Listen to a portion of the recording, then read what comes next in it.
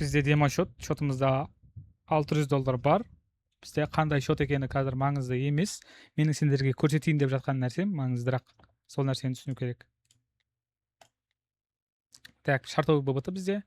Төмен сделка ашуға дайындаламыз. Келесі свитч ашылады, жоғары кетеді. Жоғары кетеді. Ой, мас. Кеткен жоқ. Значит, бізде кіруге момент болған жоқ. Лонговый контекст. Қазір свитч ашылған кезде, төмен кеткен кезде сделка ашып беремін.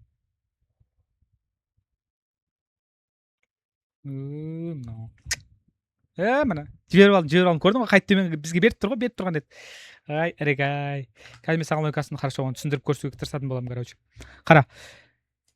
Кез келген свитч ашылар кезде, ол негізі бірақ бір минут тоқтай беріңдер, вообще зор істейді да. Бірақ кез келген свитч мысалға біз мысалға куда мы целимся? Вверх или вниз?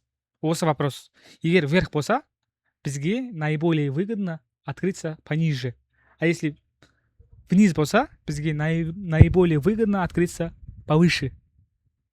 Жоғары ашсаң, сделка астыңғы жақтан ашқан тиімдірек. Төмен ашсаң, үстіңгі жақтан ашқан тиімдірек. Әр свитч шыққан кезде манипуляция жасайды. Яғни біздің истинный, яғни мысалға мынау свитч жоғары кетуіміз керек қой бізде. Получается, бізде цена открытия мына жақта тұр да. Жоғары кетуіміз керек болса, свитч ашылғаннан кейін бізде обязательно баға былай түседі. И адамдарды алдайды, что бізде төмен кетіп баратқан секілді деп манипуляция жасайды да. Бұл бізде любой таймфреймде, любая парада, любой активте жұмыс жасайтын правило. Кез келген графикті, даже доллар мен теңгені ашып қарасаң да осындай қозғалыстар бар. И қара, истинный біздің целіміз жоғары жақ қой. Жоғары жаққа кетпей тұрып, әдейі астыға қарай түседі.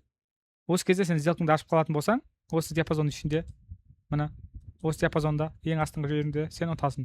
И ең жақсы жерден кіріп қаласың позицияға да, сделкаға да. И потом уже жақтағы цельге қарай цель істете берсең болады, короче. Понимаешь? Вот. Шартовый то же самое, да? Міне. Чтобы жақсы сделка ашу үшін, наивысший жерден сделка ашқан дұрыс. Допустим, обычная шартовая свеча қарайтын болсақ. Біз төменге қарай кететінімізді біліп тұрмыз. ББТ арқылы, да, допустим. Или свинг ББТ Pro арқылы біліп тұрмыз, который біздің ортамыздағы стратегиялар. И қара. Красная свеча, обыкновенная. Цена что сделает?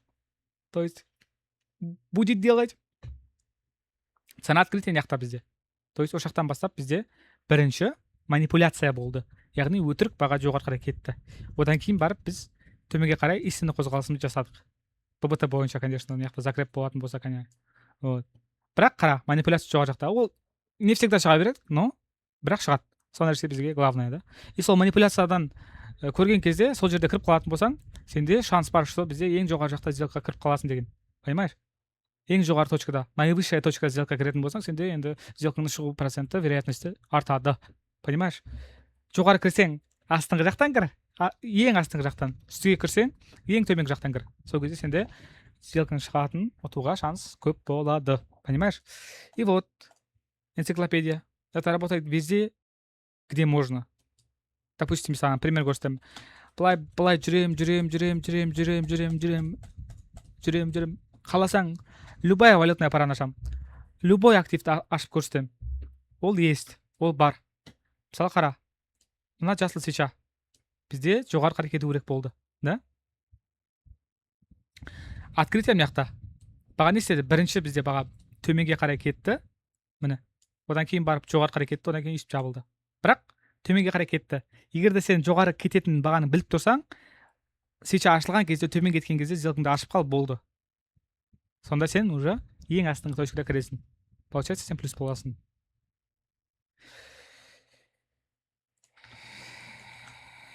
Шартовая мысалы қазіргі свеча шыққан. Міне. Сен открытие яқта. Ашыла салысымен жоғары қарай кетті. Егер де сен бағаның төменге кететінін біліп тұратын болсаң, свеча ашылған кезде, жоғары кеткен кезде сразу сделка кіріп қалды. Сол кезде сен ең үстіңгі точканы поймать етесің, ұстап аласың. И плюс боласың, соответственно. Түсінің ғой, И все. Қиын ештеңесі жоқ. Осы стратегия кеше маған $7,000 таза пайда алып келді. Енді оны қай кезде қалай қолдану керектігін және ерекшеліктерін білетін болсаң, вообще четко болады. Вот. Ал енді мен саған қазір живой примерде демошотта көрсететін боламын. Мысалы қара, бізде ББТ қазір лонговый. Мысалға денемен өтіп жабылайын деп жатыр. Қазір ашылады, төмен кетеді и сделка ашып жібересің. Үлгересің. И все. ББТны орындап кетті. Получается, біз не істедік? Лонговый ББТ шықты. Свеча бізде ашылып төменге қарай кетті. Сол жерде біз жоғары ашып қалдық. И қазір мысалы кетіп бара жатыр, біз ең астыңғы точкасында ашып үлгердік та. 3 секундқа емес, мысалға 15 секундқа ашқанда сен уже мына жақтан уверенная позиция ұстайтын едің да. Уверенный сделка ашып кететін едің, короче. Понимаешь? Вот. В этом и логика, в этом и соль. Енді қазір төменгі жақтағы, короче, нені көретін боламыз. Төменгі ББТны қолданып көретін боламыз, короче. Міне мысалға қазір осылай бізде кетіп жатыр баға. Ебаный жизнь. Ірік. Төменгі ситуация керек бізге. Шартовая ситуация. О, міне мысалға. Ашылады, жоғары кетеді. Төмен сделка ашып жібересің.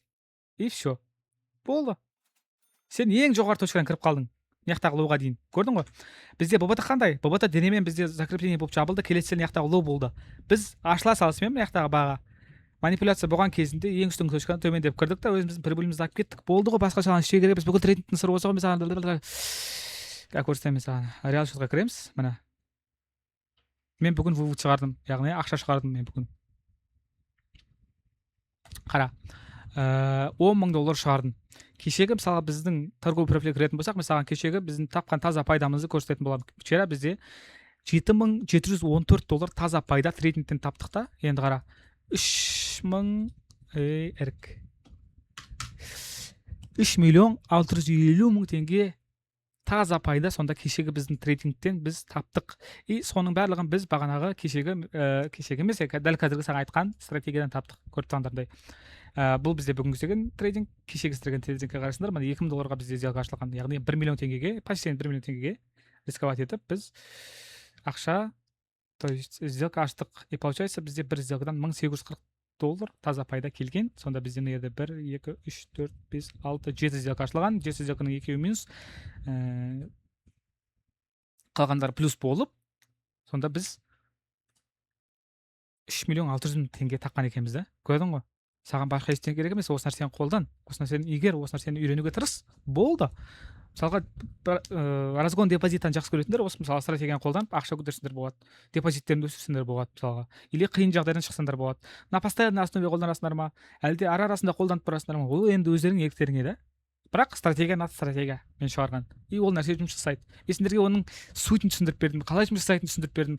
Енді қолданасыңдар ма, қолданбайсыңдар ма, ол сендердің еріктеріңде. Мен сен қазір енді осы стратегияны айтқаннан кейін бұны қолданып ақша таппау, енді ол сенің ошибкаң ғой, короче. Мүмкіндікті жібермесей. Қазірден баста. Ортамызға қосыл, командамызға қосыл, осы нәрсені тереңірек үйрен, басқа да стратегияларды үйреніп, қазірден бастап трейдингтен өзің қалаған еркіндікке шығып ақша тауып бастасаң болады. Сенімен бірге болған Fast Money Forex бүгінгі видеомыз өзінің аяғына жетті. Сені өзімнің командамда күтетін боламын. Біздің описаниедегі телеграмға қосылып заявка қалдырсаң болады. Сау бол. Чау, какао.